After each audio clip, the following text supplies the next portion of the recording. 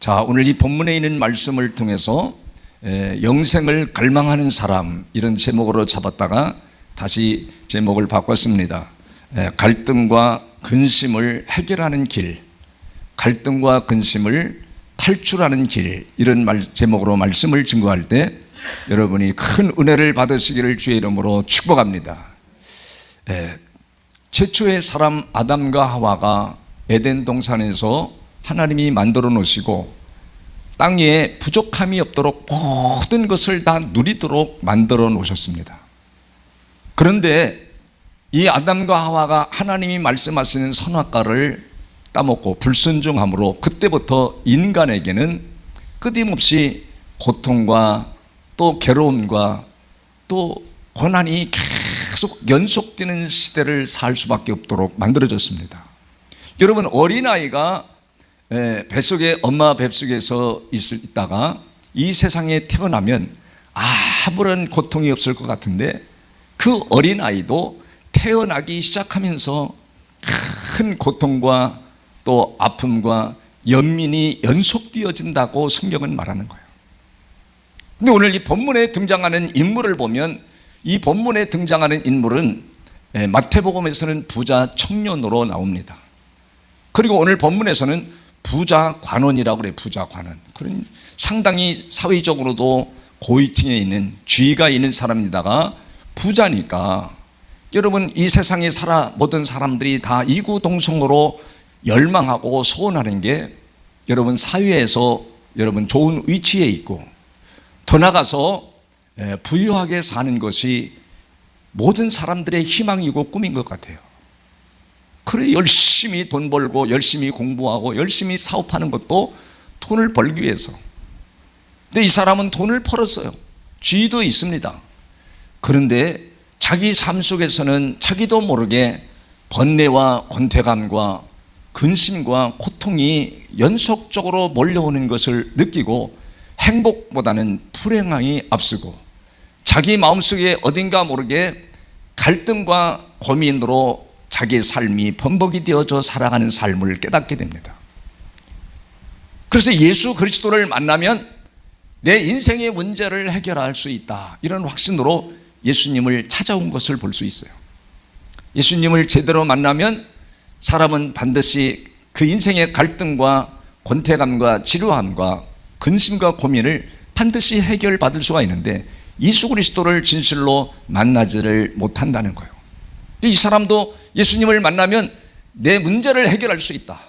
내가 불안하고 고통하고 환난을 겪고 근심하고 살아가는 이 삶을 해결할 수 있다고 하는 확신을 가지고 예수님을 찾아와서 예수님에게 질문을 던집니다. 오늘 18절에 그렇게 질문을 던져요. 어떤 관리가 물어 이르되 선한 선생님이여 내가 무엇을 하여야 영생을 얻으리까? 두 가지 질문을 예수님께 던졌어요. 예수님을 향하여 선한 선생님이여 이렇게 말해요.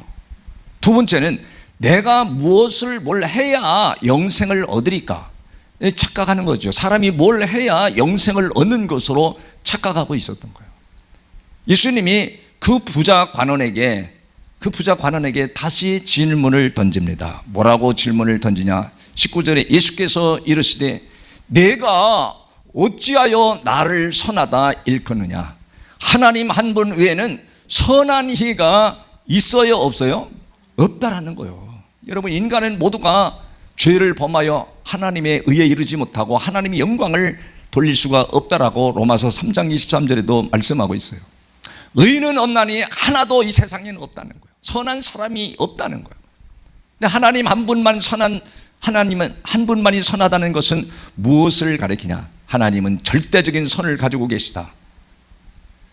더 나아가서 절대적인 선만 가지고 계신 것이 아니라 하나님은 완전한 선을 가지고 계시고 이 인간이 에덴 동산부터 타락해서 불행하게 좌절하고 좌초하고 괴로워하고 근심하게 하며 살 수밖에 없는 인생들에게 주님은 인류를 사랑하고 믿는 자를 구원하시기 위해서 예수 그리스도를 십자가에 못 박고 부활 승천하심으로 말미암아 그 부활의 원리를, 그 십자가의 복음을 믿는 자들에게 하나님은 구속의 계획을 세우셨다는 것을 완전한 선이라고 해요. 그래서 그분은 우리를 구속하시고 구원하시는 분이라는 것을 말씀하실 때 하나님은 선하신 분이다. 예수님도 선하신 분이죠. 이 땅에 죄를 짓지 아니한 분은 예수 그리스도밖에 없으니까. 그런데 나보다 하나님이 나를 보낸 것은 하나님이 완전한 선 때문에, 절대적인 선 때문에, 인간을 구속하기 위한 선 때문에 하나님 외에는 선한 분이 없다. 이렇게 말씀하시면서 다음 절에 그렇게 말합니다. 다음 20절에 보면 내가 계명을 안 하니 첫째는 살인하지 말라, 두 번째는 간음하지 말라, 두 번째는 살인하지 말라, 세 번째는 도적질하지 말라, 네 번째 거짓 증언하지 말라, 다섯 번째 내 부모를 공경하라 하였느니라. 얼마나 중요한지 모릅니다. 이 사실을 문자적으로만 보고 율법적으로만 보는 사람들은 이 말씀을 정확하게 알려줘도 받아들이지를 않는 거예요. 여러분, 이 부자 관원은 내가, 예수님이 이렇게 말씀하시니까 내가 어려서부터 그건 다 지켰다. 여러분 21절에 그렇게 말하잖아요. 여짜오되 이것은 내가 언제부터요? 아주 어릴 때부터 다 철저히 지켰다는 거예요. 예수님은 뭐라고 말씀하십니까? 네가 도덕적으로 윤리적으로는 계명을 지켰는지 모르겠지만 이 예수님이 말씀하실 때는 윤리적인 계명, 도덕적인 계명, 율법적인 계명을 말하려고 한 게 아닙니다. 여러분, 오늘 여기서 살인하지 말라, 이 간음하지 말라고 하는 말이 7번째 계명이요. 계명을 바꿔서 말합니다. 간음하지 말라는 것은 도덕적인 간음, 윤리적인 간음, 율법적인 간음은 불륜을 저지르고 바람을 피는 것을 가리키고 있지만은 예수님이 말하는 건 그런 사회적이고 율법적이고 도덕적인 것을 가르치는 말이 아니에요. 영적인 간음을 말하는 거예요. 그럼 영적인 간음은 무엇을 말하냐? 예레미야 3장 8절에서 10절 사이 보면 하나님이 인간에게 주신 언약을 깨트려버리고 배교하는 거, 배신하는 행위를 간음의 행위다, 그렇게 말해요. 두 번째는 바로 우상 숭배하고 다른 신을 섬기는 것을 너는 간음한 행위다. 영생이 없죠. 하나님 나라에 못 들어가지요. 그러니까 내가 가졌어도, 좋은 위치에 있어도 고민하고 근심하고 염려하고 행복이 없고 만족감이 없는 삶을 지속적으로 살아갈 수밖에 없다라고 예수님이 말씀하는 거예요. 세 번째로는 여러분 신약적으로는 야고보서 4장 4절을 한번 보겠어요. 야고보서 4장 4절에 가서 보면 뭐라고 말하는가? 간음하는 여인들아, 간음하는 여인들아. 간음이 나오잖아요. 7번째 계명, 간음한 여인들아. 세상과 벗된 것이 하나님과 뭐가 돼요? 하나님과 원수가 되면 여러분 영생을 얻겠어요? 못 얻겠어요? 세상과 벗되어서 살아가면 하나님과 원수됨을 알지 못하느냐? 그런즉 누구든지 세상과 벗되고자 하는 자들은 스스로 하나님과 뭐가 돼요? 그러니까 우리가 신앙생활을 한다고 하면서 율법적으로 하는 거죠. 다른 사람들 보기에 내가 거룩하게, 내가 위대하게, 내가 열심히 믿는 것처럼 보여질 뿐이지 세상에 빠져 사는 거예요. 세상에 벗되어서 사는 거예요. 그거 간음한 거라는 거예요. 그러면서 오늘 두 번째로 주어지는 게 살인하지 말라 그래요. 여러분, 살인하지 말라는 건 율법적으로 도덕적으로는 사람을 죽이는 것을 살인이라고 말하지만 여러분 신약에 와서는 네 마음속에 미움이 있으면, 네 마음속에 용서하는 마음이 없으면 너는 살인자야.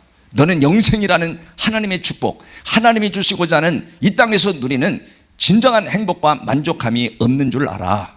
그런 말하는 거예요. 그리고 살인이라는 것은 바로 무엇을 말하냐? 예수 그리스도를 안 믿는 거. 예수 그리스도 안 믿는 게 살인 아니에요. 자기를 살인하는 거, 지옥 가도록 만드는 거예요. 두 번째로는 바로 이 살인이 뭐냐? 살인이 뭐래? 진리를 떠나는 거. 진리를 알려주지 않는 사람들도 많고 그런 교회도 많은데 진리를 알려줘도 그 진리를 받아들이지 않는 사람, 진리를 받아들이지 않는 사람, 진리를 떠나는 사람을 살인자라고 말합니다. 세 번째로 나오는 이 말씀을 보면 여기에 세 번째 오늘 뭐가 나오죠? 도적질하지 말라. 도적질하지 말라는 것은 남의 물건을 훔치는 걸 도적질이라고 그래요. 그건 도덕적으로, 윤리적으로, 또 사회적으로, 율법적으로는 그걸 말해요. 그러나 성경에서 도적질은 진리를 이용해서 율법을 가르치며 사람들을 통제하는 걸 말해요. 진리를 이용해서 율법을 가르치는 거, 그런 게 얼마나 세상에 많은지 아십니까? 두 번째로는 바로 예수 그리스도를 믿는 것을 통해서 진리를 믿는 것으로 생각해서 자기의 이익을 챙기는 사람들, 자기 이익을 챙기는 거, 그런 걸 도덕이라고 그래요. 더 나아가서는 여러분 오늘 말라기 3장 8절에 가서 보면 뭐라고 말하냐면 다 우주 만물은 하나님의 것인데 그것을 다 내 것으로 생각하고 구별하지 않는 삶, 구별하지 않는 신앙을 도적이라고 그래요. 한번 3장 8절 다 같이 보겠어요. 다 같이 시작. 사람이 어찌 하나님의 것을 뭐 했대요? 도적질 하겠느냐. 그러나 너희는 나의 것을 뭐 했대요? 도적질하고도 말하기를 우리가 어떻게 주의 것을 도적질하였나이까 하는도다. 이는 곧 뭐라고 그래요? 11조와 봉헌물이라. 이 봉헌이라는 건 하나님 앞에 온전히 바쳐지는 것을 봉헌이라고 그래요. 우리 열매교회는 부채를 다 갚아서 2018년도에 봉헌 예배를 드렸어요. 헌당 예배를 드렸습니다. 그런 걸 하나님 앞에 온전히 봉헌했다. 너희들이 열심히 기도하고 수고하고 헌금해서 부채가 하나도 없는 교회는 봉헌을 드려, 봉헌, 헌당식을 합니다. 그러니까 이 11조는 바로 헌금이 아니라 봉헌물이에요. 하나님, 우주 만물이 다 하나님 것인데 내 마음을 드려야 되고 내 몸을 드려야 되는데 인간이 가장 사랑하고 아끼는 물질을 구별하여 하나님 앞에 드립니다. 이렇게 드리는 사람은 바로 이 계명을 지키는 거로 보는 거예요. 진리를 따라 사는 것으로 보는 거예요. 더 나가서 여러분 네 번째로 나오는 메시지가 거짓 증언하지 말라. 거짓 증언하지 말라. 여러분 이게 가장 큰 문제입니다. 사람들은 진리가 아닌 것을 가르치면서 거짓을 가르치면서 진리라고 말하는 거예요. 진리라고. 얼마나 마귀는요 사람들의 마음을 그래서 사람들의 마음을 혼란하게 만듭니다. 진리가 아닌 걸 가지고 사소하고 아무것도 아닌 걸 가지고 이게 옳다라고 이게 정의라고 이것이 진리라고 가르치는 사람들이 얼마나 많은지 몰라요. 여러분 속지 말아야 돼요. 여러분 이 거짓 증언하는 일들이 얼마나 많이 벌어지는지요. 거짓으로 가르치고 잘못된 교리를 가르치고 잘못된 이 논리, 십자가의 구속의 보혈의 은총을 가르치지 않는 사람, 우리가 어떻게 영생을 얻는가. 지금 이 본문에 나오는 등장하는 인물은 뭐 때문에 고민합니까? 내가 영생이 없는 것, 영생이 없는 것이 얼마나 인생을 비참하게 만드는가, 얼마나 인생을 고통스럽게 만드는가, 행복이 없이 만드는가를 깨달았던 거예요. 근데 내가 이런 계명을 지켰냐? 너 거짓 것을 붙들고 살지 않냐? 마지막으로 다섯 번째 계명이 내 부모를 공경하라고 그러는데 부모를 공경하는 말을 맨 마지막에 넣었을 때는 왜 넣었을까? 여러분 부모를 공경하라는 말은 대부분 성경에 10% 정도는 육신의 부모를 말해요. 근데 거의 다 90%는 하나님 아버지를 가리키는 말들이에요. 영적인 눈이 안 열리면 전부 다 육신의 부모를 공경한다고 여러분 천국에 갑니까? 영생에 갑니까? 지금 영생이 초점인데 여러분 부모를 공경하지 말라고 하는 말이 아니에요. 그러면 부모를 공경하라는, 내 부모를 공경하라는 말은 어떻게 하는 건가?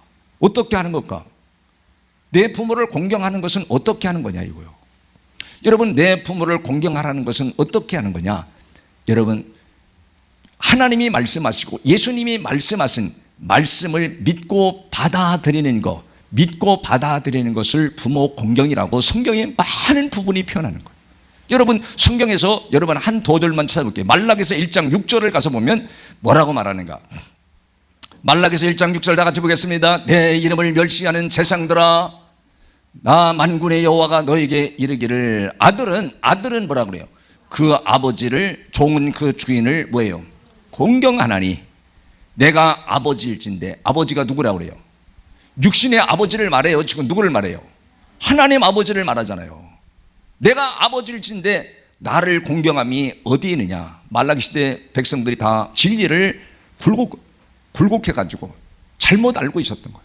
그렇게 바르게 알려주는 사람도 있는가 하면 내가 아버지일진데 나를 공경함이 어디 있느냐? 내가 주인일진데 나를 두려움이 어디 있느냐? 하나님을 공경하는 게 바로 뭐예요? 하나님이 말씀하신 말씀을 순종하는 거, 받아들이는 거. 여러분 그래서 여러분 다시 마태복음 23장 9절에서도 가서 보겠어요. 마태복음 23장 9절에 가보면 다 같이요 시작. 땅에 있는 자를 뭐라고 그래요? 땅에 있는 자는 여러분의 육신의 아버지지요. 육신의 아버지가 없는 사람들도 얼마나 많아요. 성경에서 내 부모를 공경하라 그러면 땅에서 잘되고 장수한다고 그러잖아요. 장수. 그럼 부모 없는 사람은 땅에서 잘되기 다 틀려버렸네. 그걸 부모를 말하려고 하는 게 아니고요. 하나님 아버지를 공경할 때 내가 땅에서 잘되고 장수한다는 것도 옛날 우리가 어릴 때만 해도 다 60대 70대 다 세상에 떠나가 버리니까 다 기도할 때 또 부흥사들이 장수의 복을 여러분 받으시길 바랍니다. 그래서 장수의 복을, 땅에서 오래 사는 걸 장수의 복이라고 계속 그렇게 가르쳤어요. 그것도 문자적으로는 틀린 말이 아닙니다. 오래 사는 거 여러분 원하시죠? 아무 말도 안 하는 거 보니까 바로 돌아가시려고 그러는가 봐. 여러분 오래 사는 게 중요한 게 아니라 건강하게 사는 거, 요양원에 가서 요양병원에 가서 비참하게 살아가는 사람들이 얼마나 많습니까? 여기에 장수한다는 것은 영원히 산다는 것을 영적으로 가르치고 상징하는 말이에요. 오늘 그러잖아요. 보세요. 마태복음 23장 9절에 있는 말씀, 거기 자, 땅에 있는 자를 아버지라 하지 말라. 너의 아버지는 50명 30명 재혼하면 아버지가 계속 바뀌어. 근데 여기는 뭐라 그래요? 너의 아버지는 몇 분이래요? 오직 한 분이시니 곧 누구래요? 하늘에 계신 이시니라. 하나님 외에는 아버지가 없다라는 거예요. 우리가 살아갈 동안에 필요한 아버지는, 육신의 아버지지요. 그러니까 아버지를 공경한다, 하나님을 공경한다, 이 말은 바로 예수님이 말씀하시는 말씀을 너는 안 받아들인다는 걸 말하는 거예요. 받아들이는 걸 공경이라고 하는데, 여러분 그래서 다음 절에 뭐라고 그랬냐? 다음 절에 그렇게 말합니다. 다음 절, 오늘 본문으로 돌아가서 오늘 22절에 가서 보면 그렇게 말해요. 예수께서 이 말씀을 들으시고 다 어려서부터 내가 다 지켰나이다. 어려서부터 다 지켰습니다. 그랬더니 예수께서 이 말을 들으시고 이르시되, 그 부자 관원이 말한 말을 들으시고 주님이 말씀하시는 거예요. 내게 아직도 뭐라고 그래요? 크게 보세요. 거기는 중요한 말이기 때문에 여러분의 머릿속에 입력을 시키기 위해서, 내가 아직도 뭐라고 그래요? 몇 가지? 여러 가지가 아니라 한 가지 뭐가 있대요? 부족한 것이 있으니. 한 가지 부족한 것이 바로 뭘까요? 내가 보니까 너 부자고 너 신앙생활도 열심히 해, 다 잘해, 누구보다도 율법을 다 잘 지키고 다른 사람보다 더 열심히 모범적으로 신앙생활을 하는 것 같아. 그런데 너는 한 가지가 부족하다. 그 한 가지가 뭘까요? 그 한 가지가 바로 진리를 너는 안 받아들인다는 걸 말하는 거예요. 예수님이 말씀하시는 진리를 안 받아들인다. 내 부모를 공경하라고 하는 것을 너는 육신의 부모만, 도덕적으로 윤리적인 부모만 공경했다고 그러지, 하나님이 말씀하시는 거, 지금 내가 너에게 말하는 것을 너는 진리로 받아들이지 않는다는 걸 말하는 거예요. 이런 걸 잘 못 알아들으면, 이런 걸 바로 알아들으면요, 여러분이 영적인 눈이 열립니다. 여러분이 삶의 현장에서 불어오는 여러 가지 크고 작은 어려움 때문에 여러분이 마음속에 좌초를 당하고 쓰나미처럼 괴로워하고 고통스러워하지 않습니다. 한 가지 부족한 게 뭐예요? 네가 진리를 받아들이지 않기 때문에. 요한복음 8장 21절에도 진리를 알지니 진리가 너희를 뭐라고 그래요? 자유케 하리라. 마귀에서 귀신이 들러붙어 있으면요, 사람들이 계속 불평하고 원망하고 교회 공동체의 균형을 깨트리는 일에 앞장을 서버립니다. 그것뿐 아니라 가정 공동체도 스스로 자기가 무너뜨리는 거예요. 누가 무너뜨리진 않습니다. 여러분, 가정이 망하는 사람들, 망하는 가정들 보았습니까? 얼마나 많은지 몰라요. 누구의 잘못됨이 아니라 스스로 교회 그 가정 공동체 구성원들이 부정적이고 잘못된 사고 방식을 가지고 있으면 가정이 절대 행복할 수가 없는 거예요. 여러분 잘 믿으시길 바랍니다. 오늘 그래서 여러분, 한 가지 부족한 것, 네가 진리를 받아들여야 네가 진정한 이 땅에서도 자유를 얻고 영생의 복이 있을 것인데, 너는 진리를 받아들이지 않는다.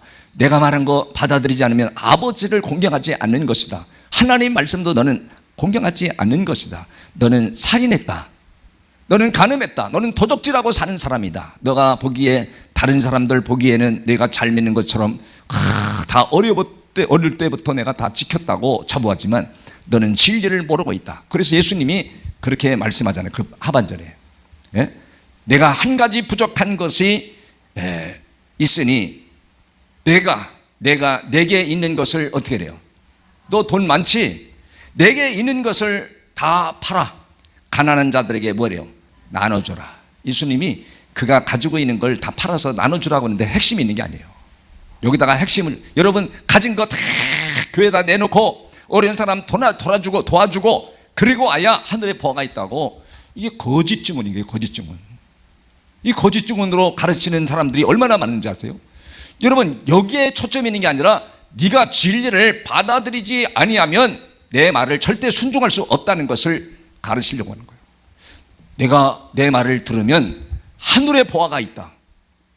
예수님이 전하는 내가 전하는 말을, 예수님이 전하는 말을 네가 받아들이면 너는 반드시 하늘의 보아가 뭐죠? 영생의 복이에요. 영원히 천국 가는 복입니다.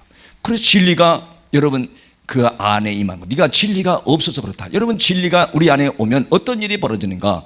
여러분 요한복음 16장 13절을 보고 말씀을 정리할 테니까, 요한복음 16장 13절에 가서 보면 그렇게 말합니다. 그러나 진리의 성령이 오시면 그가 너희를 어디로 인도해요? 모든 진리 가운데로 인도하시니. 여러분 성령이 하시는 사역이 바로 뭐인가요? 여러분 진리 가운데로 철저하게 한치 오차도 없이 인도하신다는 거예요. 진리 가운데로 인도해야 내 가정이 살고 내 자신이 살고 내가 영생의 복이 있는데, 여러분 마귀가 들러붙으면요 진리를 혼동을 시켜. 혼동. 진리를 알지도 못하고 진리를 망각하면서도 나는 잘 믿는다, 나는 대단하다, 이렇게 생각해서 여러분 공동체를 계속해서 혼동을 주고 또 공동체의 유익을 깨트려 버리는 경우들이 얼마나 많이 생기는지 몰라요. 귀신이 들러붙어서 자기를 고달프게 만드는 거예요. 여러분 진리의 성령이 오셔서 여러분 그가 진리 가운데로 인도한다는 것은, 성령은요 정확합니다.